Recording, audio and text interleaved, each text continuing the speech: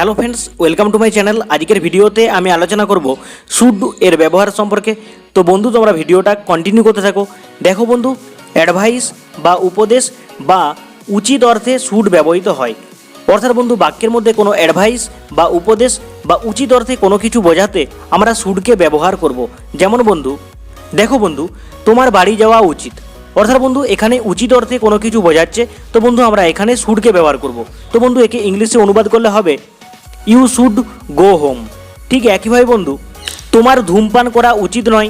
তো বন্ধু দেখো, এখানে উচিত অর্থে কোনো কিছু বোঝাচ্ছে, তো বন্ধু এখানে শুড ব্যবহৃত হবে। তো বন্ধু, একে ইংলিশে অনুবাদ করলে হবে ইউ শুড নট স্মোক। তো বন্ধু চলো নেক্সট এক্সাম্পলে যাওয়া যাক। দেখো বন্ধু, খাবার সময় তোমার কথা বলা উচিত নয়। তো বন্ধু এখানে উচিত অর্থে কোনো কিছু বোঝাচ্ছে, তো এখানে শুড ব্যবহৃত হবে। অর্থাৎ বন্ধু একে ইংলিশে অনুবাদ করলে হবে you should not talk while eating. তো বন্ধু চলো নেক্সট এক্সাম্পলে যাওয়া যাক। দেখো বন্ধু, তোমার ভালোভাবে পড়া উচিত। তো বন্ধু দেখো, এখানে উচিত অর্থে কোনো কিছু বোঝাচ্ছে, তো বন্ধু এখানে শুড ব্যবহৃত হবে। অর্থাৎ বন্ধু একে ইংলিশে অনুবাদ করলে হবে ইউ শুড স্টাডি ওয়েল।